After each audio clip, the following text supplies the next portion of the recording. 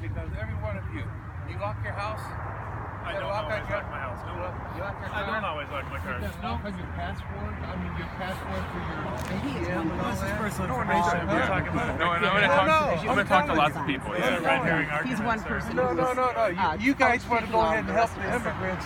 Okay, you have so much compassion in your heart, okay? And you want to take these people in. Why don't you go down to Division, South Division, where you got a lot of homeless people? I do that all the time. I do that all the time. Every one of you can take at least 10 people in your house. Every one of you can take 10 people in your house. I think the point is that people are being turned away based on their religion, and I think that's what bothers me. Because what we have is, I mean, people don't want to use the term. Some of the people don't want to use the term Muslim ban, but the fact of the matter is that people are being singled out based on their religion, and that is a very, very dangerous thing. They do not have a right to come into this country. They do not have a right to come into this country. Excuse me, they are being singled out. Are you Native American? Are you Native American? Singled out by I'm American. So am I. And that Are you Native American? Were you here from the I'm not. No, my family came from Italy. My family came from Scotland. My family are Jews. So they were all immigrants. Well, they were all immigrants. Where's he coming from? Are they native tribe or are they Cherokee? What are they? The point is, we're all from immigrant families. So you just set the bar when your family got here, and then everyone else the heck with you. Mary, I want to know about the Jews who came over. Why is the first name? What's your last name? Valentine. And you live in Mesquite? And that's this one. You want to keep up people aren't like us. I'm And I know like there's you're people white. coming from Christian background. another You're 45 Christian. I understand. but I can.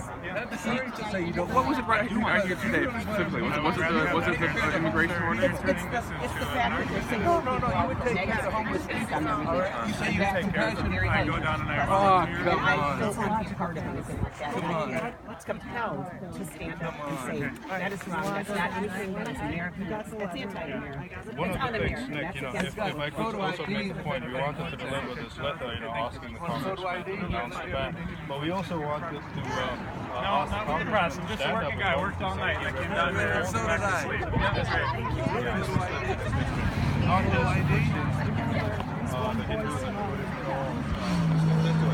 Including the few Muslims who actually live in this area. And the third thing we'd also like to say to him is, you know what?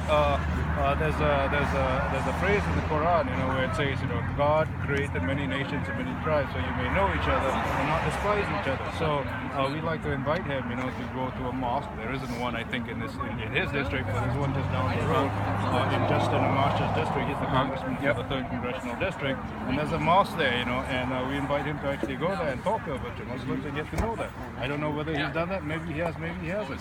If he's done all three things, then I think all of us, at least I, would probably say, that's a good thing you're doing, and I'm going to commend him, and I'm going to publicly applaud him, for standing up and being a peacemaker. One thing I'm curious about you guys' take on is that the municipal people, they were very explicit in their guide that they were taking on certain issues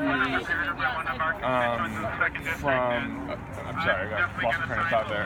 But they were taking some tactics from the Tea Party, that they were using some of those that the conservatives used with great success after President Obama was elected, in trying to repurpose them for... Bill Huizenga, the citizens of Michigan, including those in the 2nd Congressional District, demand that you immediately and publicly reject President Trump's illegal and immoral executive order blocking immigrants and refugees from entering the United States. Turning away women and children fleeing war and persecution on the basis of religion and national origin is both a betrayal of our values as Americans and a violation of our Constitution. We love our Constitution, and we recommend that you and Mr. Trump read it. We demand you publicly condemn President Trump's executive order because it contradicts statements of principle of religious tolerance and openness that you yourself have made at least twice. One from MLive, June 27th of 16. Congressman Huizenga stated, "We need to come together as a nation, not create some type of unconstitutional religious litmus test that will only further divide us." His words. Another from December of 2015, Detroit Free Press. "One of the greatest tools our nation has in the fight against radical Islamic terrorism is the ability to demonstrate and experience religious freedom. To defeat these terrorists, we need to come together as a nation, not create some type of unconstitutional religious litmus test that will only further divide us." Woo! This executive order signed January 27th of 17 violates the Constitution by effectively creating a religious litmus test for entry into the United States of America, prioritizing some religions while preventing Muslims from entry. The ban against Muslims is clearly the motivating reason behind this executive order based on a careful reading of the order and as publicly admitted by the President's close confidant, former New York City Mayor Rudy Giuliani, reported by multiple sources. To claim this order does not single out Muslim men, women, and children fleeing oppression and in many cases certain death is a lie. The order is also propelling our nation headlong into potential constitutional crisis. By now, it is well documented that the executive order may be in violation of the Religious Establishment Clause of the First Amendment. One district court ruling states petitioners refused entry under the order have a strong likelihood of success in establishing that the removal of the petitioner and others similarly situated violates their rights to due process and equal protection guaranteed by the U.S. Constitution. More alarming is the constitutional showdown that looms as a direct result of the order. Reports have emerged that federal agents are not complying with court rulings that stayed the executive order and require border agents to allow immigrants and refugees into the country. In Marbury versus Madison, the Supreme Court ruled that U.S. courts have final jurisdiction over what constitutes law in our nation, not federal agencies. The current situation is a clear contradiction of this ruling.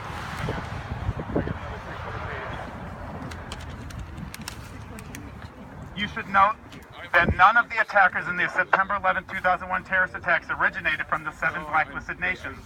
In fact, diplomats and others with expertise in global affairs warn that the religious criteria established in the executive order endangers American lives, even as the executive order itself does nothing to keep America and Americans safe.